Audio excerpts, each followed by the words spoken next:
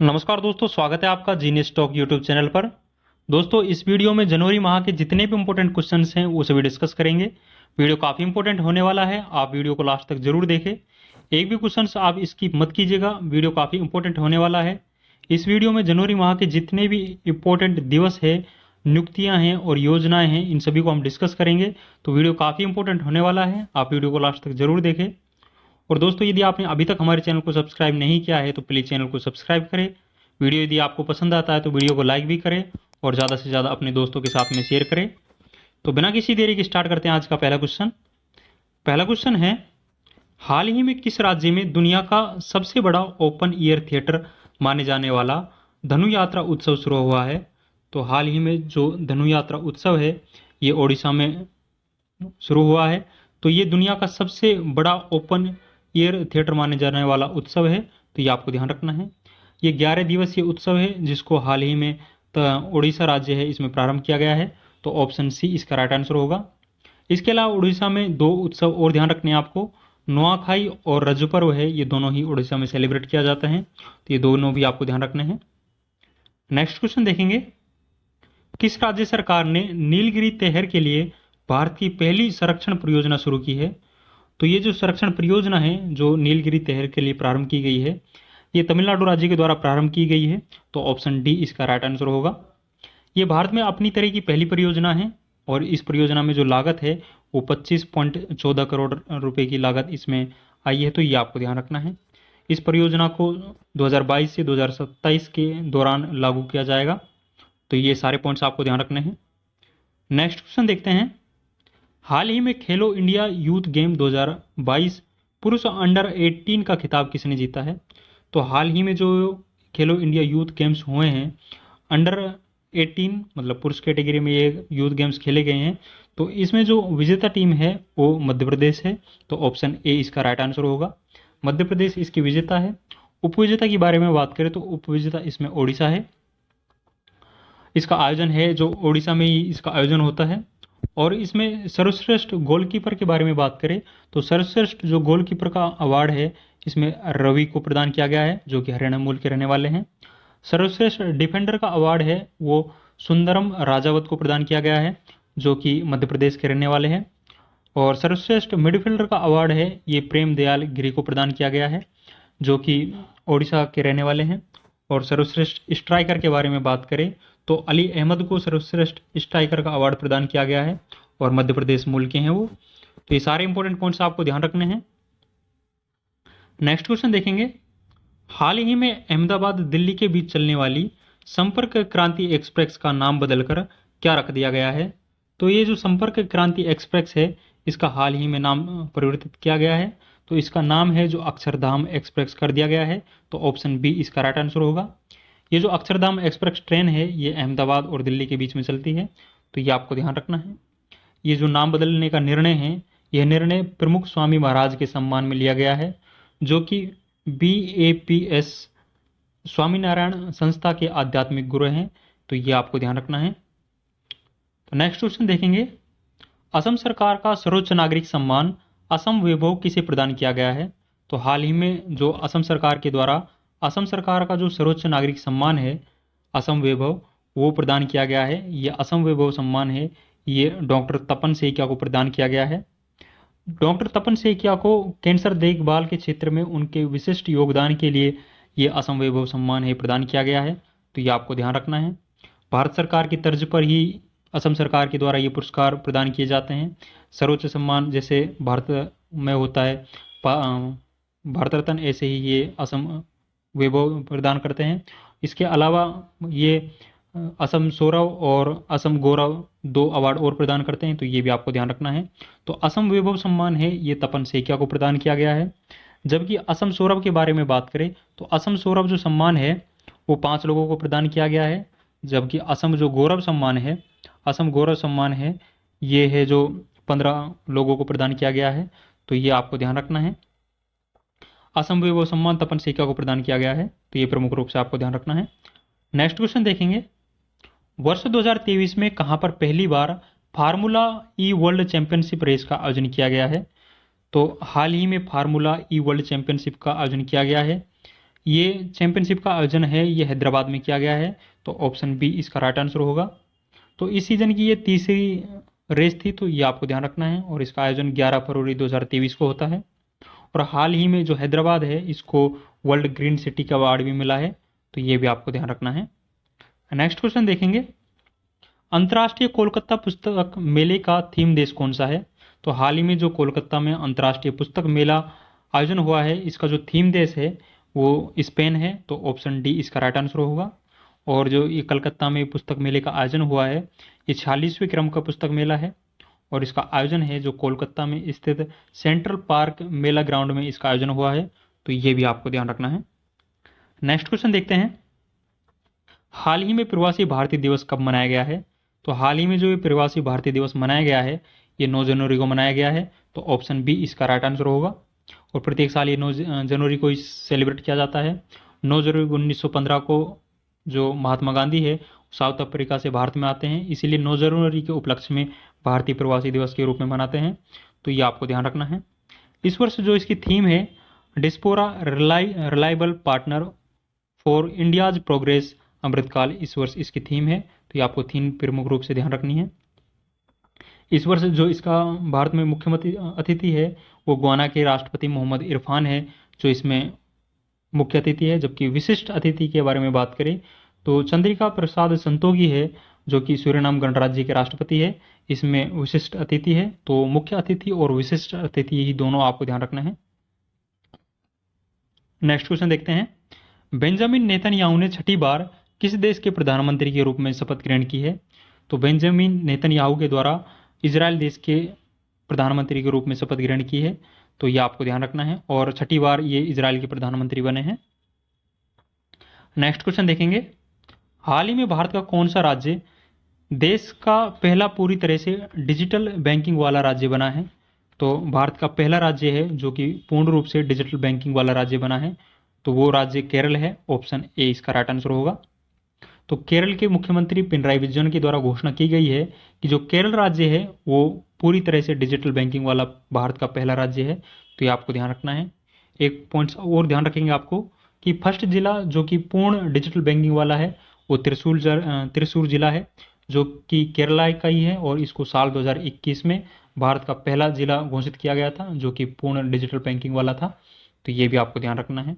और देश का पहला पूर्णतः डिजिटल गांव के बारे में बात करें तो वो वोलमपारा गांव है जो भी केरला में ही स्थित है, तो ये भी आपको ध्यान रखना है। नेक्स्ट क्वेश्चन देखेंगे, हाल ही में मनप्रीत सोनी ने किस देश में पहली महिला सिख न्यायाधीश के रूप में शपथ ग्रहण की है? तो हाल ही में ये जो मनप्रीत सोनी है जो भारतीय मूल की है, इनके द्वारा पहली सिख महिला न्यायाधीश के रूप में शपथ ग्रहण की है, तो ये अमेरिका में शपथ ग्रहण की है इसने, तो ऑप्शन सी इसका राइट आंसर होगा। दोस्तों यदि आप चैनल पर नए हैं तो प्लीज़ चैनल को सब्सक्राइब करें, और यदि आपको वीडियो पसंद आ रहा है तो वीडियो को लाइक भी करें, और ज़्यादा से ज़्यादा इस वीडियो को अपने दोस्तों के साथ में शेयर करें। और इन सभी क्वेश्चंस की जो पीडीएफ है वो हमारे टेलीग्राम चैनल जीने स्टॉक पर मिल जाएगी, जिसका लिंक इस वीडियो के नीचे कमेंट बॉक्स में दिया हुआ है। दोस्तों इस तरह से हम जनवरी से लेकर अब तक के जितने भी मंथ हुए हैं उनके सभी क्वेश्चंस डिस्कस करने वाले हैं, तो आप अन्य वीडियोज़ भी ज़रूर देखें जो कि आपको प्ले लिस्ट में मंथली प्ले लिस्ट में मिल जाएगी। नेक्स्ट क्वेश्चन देखते हैं, हाल ही में किसने हॉकी गेंदों से दुनिया की सबसे बड़ी हॉकी स्टिक बनाई है? तो हाल ही में जो हॉकी गेंदों से दुनिया की सबसे बड़ी हॉकी स्टिक बनाई गई है ये सुदर्शन पटनायक के द्वारा बनाई गई है, तो ऑप्शन सी इसका राइट आंसर होगा। सुदर्शन पटनायक के द्वारा ये जो हॉकी स्टिक है ओडिशा के जो कटक है उसमें महानदी के तट पर इस हॉकी स्टिक को बनाया गया है, तो ये आपको ध्यान रखना है। और ये जो सुदर्शन पटनायक है इसे रेत कलाकार के रूप में जाना जाता है, और ये जो हॉकी स्टिक है ये 500 हॉकी गेंदों का प्रयोग करके इसको बनाया गया है, और 105 फीट ऊंची ये हॉकी स्टिक है। और 2014 में जो सुदर्शन पटनायक है इनको रेत कला के योगदान के लिए इनको पद्मश्री भी इनको प्रदान किया गया था, तो ये भी आपको ध्यान रखना है। नेक्स्ट क्वेश्चन देखेंगे, हाल ही में सर्वश्रेष्ठ मूल सॉन्ग के लिए गोल्डन ग्लोब अवार्ड जीतने वाली एशिया की पहली फिल्म कौन बनी है? तो हाल ही में सर्वश्रेष्ठ मूल सॉन्ग में गोल्डन ग्लोब अवार्ड जीता गया है, ये है जो आरआर फिल्म है। आरआर फिल्म का जो नाटू नाटू सॉन्ग है इसको सर्वश्रेष्ठ मूल सॉन्ग में गोल्डन ग्लोब अवार्ड दिया गया है, तो ऑप्शन सी इसका राइट आंसर होगा। जो आरआर फिल्म है इसके निर्देशक के बारे में बात करें तो इसका निर्देशक है जो एस राजमौली है, जो इसका निर्देशक है। तो ये आपको ध्यान रखना है। और फिल्म आरआर की नाटू नाटू सॉन्ग के लिए ये गोल्डन ग्लोब अवार्ड है, ये प्रदान किया गया है। तो ये सारे पॉइंट्स आपको ध्यान रखना है। नेक्स्ट क्वेश्चन देखेंगे, हेनले पासपोर्ट इंडेक्स 2023 में भारत किस स्थान पर है? तो हाल ही में जो हेनले पासपोर्ट इंडेक्स रैंकिंग जारी की गई है, इसमें भारत की रैंक है जो 85वीं है। तो ये आपको ध्यान रखना है। लास्ट ईयर भारत की रैंक है जो 87वीं थी, और इस वर्ष भारत की रैंक है जो 85 है। तो राइट आंसर ऑप्शन सी है। यदि फर्स्ट रैंक के बारे में बात करें तो हेनली पासपोर्ट इंडेक्स में जो पहली रैंक है वो जापान की है, सेकंड रैंक है जो सिंगापुर की है, थर्ड रैंक के बारे में बात करें तो जर्मनी की इसमें थर्ड रैंक है। तो ये आपको ध्यान रखना है। और सबसे खराब पासपोर्ट के बारे में बात करें तो सबसे खराब पासपोर्ट में है जो अफगानिस्तान है, जो सबसे लास्ट में है, और उसकी रैंक है जो 109वीं है।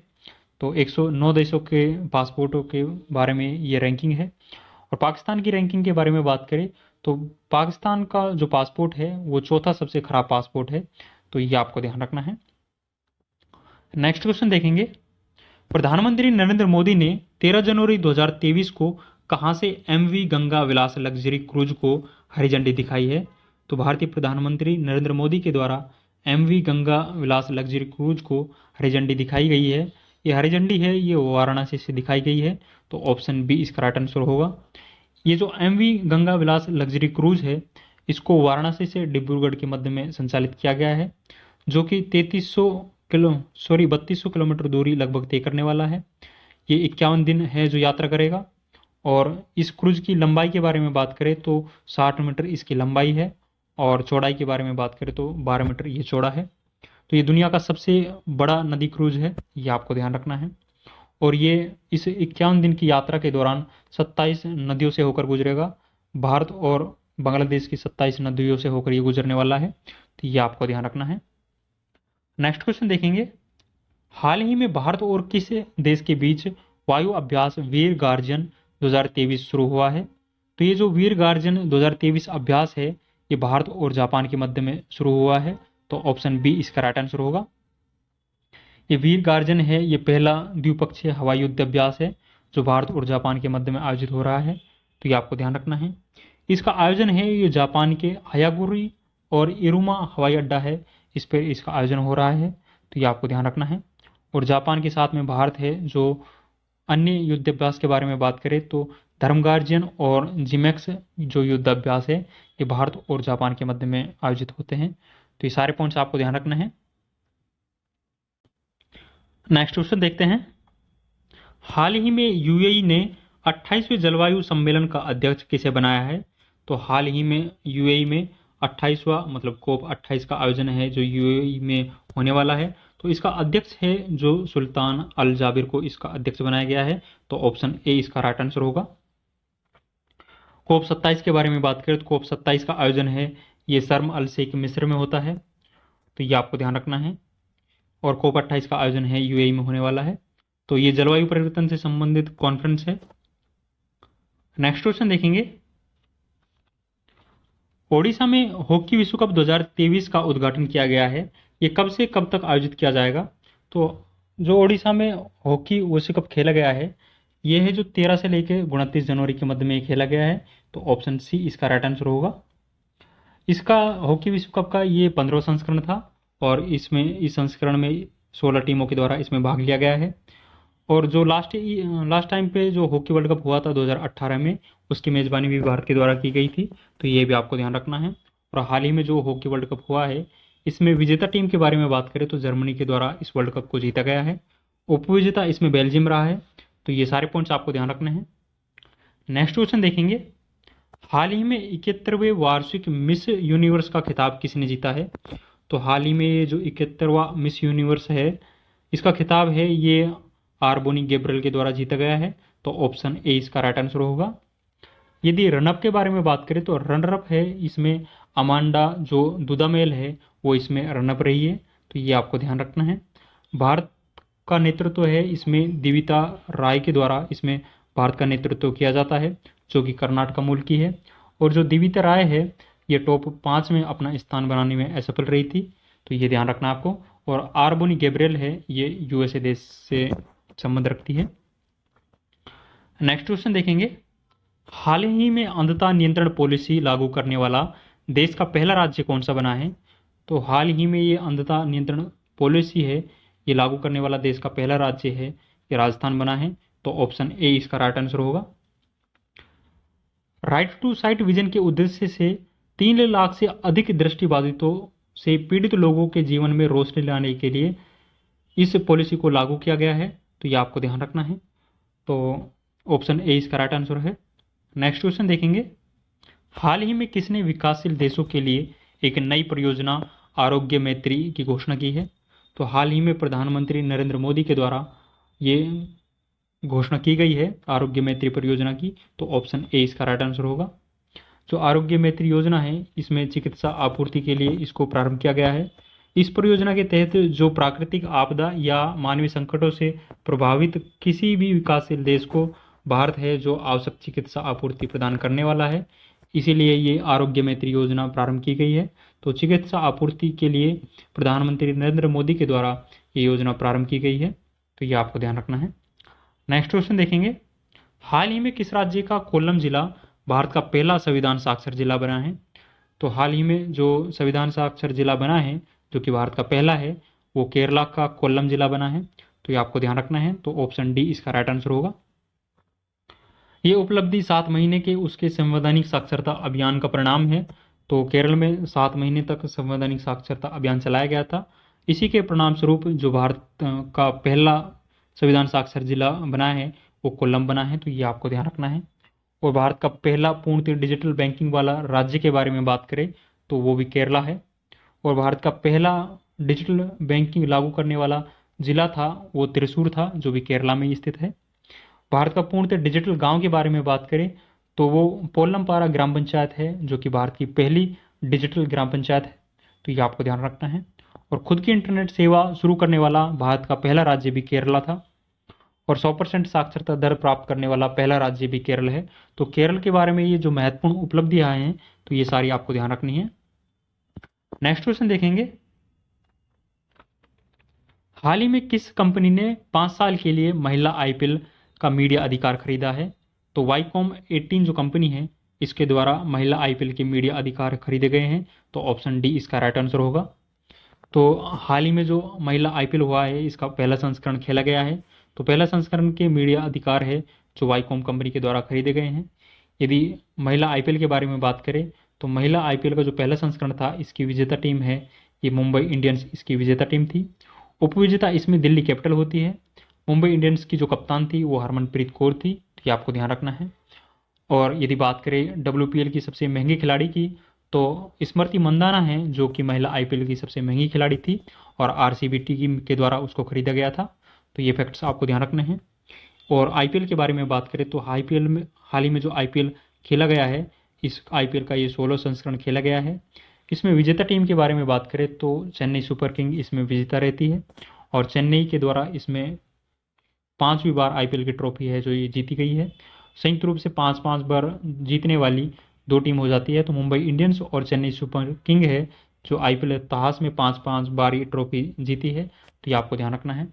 आईपीएल के बारे में बात करें, आईपीएल 2023 के बारे में बात करें तो इसमें जो पर्पल कैप है ये शुभमन गिल को प्राप्त हुई थी, और जबकि जो पर्पल कैप तो मोहम्मद शमी को, जबकि ऑरेंज कैप है ये शुभमन गिल को प्राप्त हुई थी, तो ये आपको ध्यान रखना है। और आईपीएल और WPL दोनों का ही जो स्पॉन्सर था वो इस वर्ष टाटा था। आईपीएल 2023 का सबसे महंगा खिलाड़ी के बारे में बात करें तो वो सैम करन था। 18.5 करोड़ रुपए में उसको जो पंजाब किंग्स है उसके द्वारा खरीदा गया था। तो ये सारे आईपीएल और WPL के बारे में जितने भी पॉइंट्स हैं वो आपको ध्यान रखना है। नेक्स्ट क्वेश्चन देखेंगे, ग्लोबल 500 2023 रिपोर्ट के अनुसार दुनिया का सबसे मूल्यवान ब्रांड कौन सा है? तो हाल ही में जो ग्लोबल 500 रिपोर्ट ये प्रकाशित हुई है, इसमें दुनिया का सबसे मूल्यवान ब्रांड है ये अमेजोन को बताया गया है, तो ऑप्शन ए इसका राइट आंसर होगा। सेकंड स्थान पर जो सबसे मूल्यवान ब्रांड है वो एप्पल है। थर्ड स्थान पर जो सबसे मूल्यवान ब्रांड है वो गूगल है और फोर्थ स्थान पर माइक्रोसॉफ्ट आता है, तो ये आपको ध्यान रखना है। और भारत का सबसे मूल्यवान ब्रांड के बारे में बात करें तो टॉप 100 में भारत का एकमात्र जो ब्रांड है वो टाटा ग्रुप है, और जो टाटा की रैंकिंग है वो 69वीं रैंकिंग है, तो ये आपको ध्यान रखना है। नेक्स्ट क्वेश्चन देखेंगे, हाल ही में पूरी तरह से ई गवर्नेंस मोड में शिफ्ट होने वाला भारत का पहला केंद्र शासित प्रदेश कौन सा है? तो हाल ही में ई गवर्नेंस मोड में शिफ्ट होने वाला भारत का पहला जो यूटी है वो कौन सा बना है? तो जम्मू कश्मीर भारत का पहला यूटी बना है, तो ऑप्शन सी इसका राइट आंसर होगा। नेक्स्ट क्वेश्चन देखेंगे, हाल ही में वनडे में दोहरा शतक लगाने वाला सबसे कम उम्र के खिलाड़ी कौन बने हैं? तो हाल ही में वनडे में दोहरा शतक लगाया गया है, जो कि सबसे कम उम्र के खिलाड़ी बने हैं वो शुभमन गिल बने हैं, तो ऑप्शन सी इसका राइट आंसर होगा। शुभमन गिल के द्वारा 149 गेंदों में 208 रन बनाए गए हैं और ये दोहरा शतक इनके द्वारा लगाया गया है। तो न्यूजीलैंड टीम के खिलाफ है, ये इनके द्वारा दोहरा शतक लगाया गया है। और भारत की ओर से 5वें बल्लेबाज बने हैं जिनके द्वारा ये दोहरा शतक लगाया गया है। दुनिया में अब तक 10 खिलाड़ियों के द्वारा दोहरा शतक लगाया जा चुका है, जिनमें से 5 भारतीय हैं, तो ये आपको ध्यान रखना है। और शुभमन गिल के बारे में बात करें तो पहले बार सबसे तेज 1000 रन पूरे करने वाले भारतीय बने हैं, तो ये भी आपको ध्यान रखना है इनके बारे में। नेक्स्ट क्वेश्चन देखेंगे, हाल ही में जारी ग्लोबल फायर पावर इंडेक्स में भारत किस स्थान पर है? तो हाल ही में ये जो रैंकिंग जारी की गई है ग्लोबल फायर पावर इंडेक्स की, इसमें भारत की रैंक है वो चौथी है, तो ये आपको ध्यान रखना है। पहली रैंक है जो यूएसए की है, यूएसए की पहली रैंक है। सेकंड है जो इसमें रूस की है, और थर्ड रैंक के बारे में बात करें तो थर्ड रैंक है जो चाइना की है। 145 देशों की ये रैंकिंग जारी की गई है, जिसमें ये रैंक आपको ध्यान रखनी है। फर्स्ट यूएसए की, सेकंड रूस की, और थर्ड चाइना की, और फोर्थ रैंक है जो भारत की है। नेक्स्ट क्वेश्चन देखेंगे, भारत के गणतंत्र दिवस समारोह 2023 का मुख्य अतिथि किसे बनाया गया है? तो जो हाल ही में गणतंत्र दिवस 26 जनवरी को सेलिब्रेट किया गया था, इसमें जो मुख्य अतिथि था वो अब्दुल फतेह अल सीसी है, जो इसमें मुख्य अतिथि के रूप में आए थे। तो ये मिस्र देश के राष्ट्रपति है, इनके द्वारा मुख्य अतिथि के रूप में शिरकत की गई थी, तो ये आपको ध्यान रखना है। पहली बार है जब कोई मिस्र का राष्ट्रपति है जो भारत के मुख्य अतिथि के रूप में गणतंत्र दिवस समारोह में आता है, तो ये आपको ध्यान रखना है। और साल 2021 और 22 के बारे में बात करें तो साल 2021 का और 22 के गणतंत्र दिवस समारोह में कोई भी मुख्य अतिथि नहीं था। इससे पहले जो मुख्य अतिथि था वो 2020 में था। 2020 में जो ब्राज़ील का राष्ट्रपति जायर बोल्सोनारो है वो मुख्य अतिथि के रूप में आते हैं, और उनके बाद में 2023 में मुख्य अतिथि के रूप में अब्दुल फतेह सीसी आते हैं, जो कि मिस्र के राष्ट्रपति है, तो ये आपको ध्यान रखना है। नेक्स्ट क्वेश्चन देखेंगे, हाल ही में प्रधानमंत्री नरेंद्र मोदी ने अंडमान निकोबार द्वीप समूह के किस द्वीप का नाम परमवीर चक्र विजेताओं के नाम पर रखा गया है? तो कितने द्वीपों का नाम है जो कि परमवीर चक्र विजेताओं के नाम पर रखा गया है? तो ये आपको बताना है। तो 21 द्वीपों का नाम है जो कि परमवीर चक्र विजेताओं के नाम पर रखा गया है, तो ऑप्शन सी इसका राइट आंसर होगा। और प्रधानमंत्री नरेंद्र मोदी के द्वारा साल 2018 में अंडमान निकोबार स्थित द्वीपों के नाम भी परिवर्तित किए गए थे, तो ये आपको ध्यान रखना है। जिसमें रोस द्वीप का नाम है वो सुभाष चंद्र बोस के नाम पर रखा गया था। नील द्वीप का नाम है ये शहीद द्वीप है, इसको कर दिया गया था। और जो हेलोक द्वीप है इसका नाम है जो स्वराज द्वीप के नाम पर रखा गया था, तो ये भी आपको ध्यान रखना है। नेक्स्ट क्वेश्चन देखेंगे, राष्ट्रपति द्रौपदी मुर्मू ने कितने बच्चों को प्रधानमंत्री राष्ट्रीय बाल पुरस्कार प्रदान किया है? तो हाल ही में जो राष्ट्रपति द्रौपदी मुर्मू है, इनके द्वारा 26 जनवरी को जो राष्ट्रीय बाल पुरस्कार है प्रदान किए गए हैं। ये जो राष्ट्रीय बाल पुरस्कार है ये 11 बच्चों को प्रदान किया गया है। इसमें 6 तो लड़के हैं और 5 लड़कियों को ये पुरस्कार है प्रदान किया गया है। पुरस्कार स्वरूप इसमें 1 लाख रुपए की राशि, एक सर्टिफिकेट और गणतंत्र दिवस परेड में हिस्सा बनने का मौका दिया जाता है, तो ये आपको ध्यान रखना है। और जो ये राष्ट्रीय बाल पुरस्कार है इसकी शुरुआत है ये 1996 से इसकी शुरुआत होती है, और 2018 में इसका नाम परिवर्तित कर दिया गया है, तो अब ये बाल शक्ति पुरस्कार के नाम से जाना जाता है, तो ये भी आपको ध्यान रखना है। नेक्स्ट क्वेश्चन देखेंगे, किस राज्य ने 2025 तक पहला ग्रीन राज्य बनाने का लक्ष्य रखा है? तो हिमाचल प्रदेश राज्य के द्वारा 2025 तक ग्रीन राज्य बनाने का लक्ष्य रखा गया है, तो ऑप्शन डी इसका राइट आंसर होगा। यदि हिमाचल प्रदेश के मुख्यमंत्री के बारे में बात करें तो सुखविंदर सिंह सुक्खू है, जो कि हिमाचल प्रदेश के नए मुख्यमंत्री हैं, जिनके द्वारा हाल ही में शपथ ग्रहण की गई थी। नेक्स्ट क्वेश्चन देखेंगे, हाल ही में कितने व्यक्तियों को 2023 के लिए पद्म पुरस्कार देने की घोषणा है जो राष्ट्रपति के द्वारा की गई है। तो राष्ट्रपति के द्वारा 106 लोगों को पद्म पुरस्कार देने की घोषणा की गई है, तो ये आपको ध्यान रखना है। इसमें बात करें तो 6 लोगों को पद्म विभूषण प्रदान किया जाएगा, 9 लोगों को पद्म भूषण प्रदान किया जाएगा और 51 लोगों को पद्मश्री से सम्मानित किया जाएगा, और टोटल पद्म पुरस्कार है जो 106 प्रदान किए जाएंगे, तो ये आपको ध्यान रखना है। नेक्स्ट क्वेश्चन देखेंगे, हाल ही में राष्ट्रपति द्रौपदी मुर्मू ने कितने वीरता पुरस्कारों की मंजूरी दी है? तो हाल ही में मतलब 26 जनवरी के दिन ही राष्ट्रपति द्रौपदी मुर्मू के द्वारा 412 जो वीरता पुरस्कार है ये देने की घोषणा की गई थी। तो ऑप्शन डी इसका राइट आंसर होगा। तो 412 जो वीरता पुरस्कार है ये प्रदान किए जाएंगे।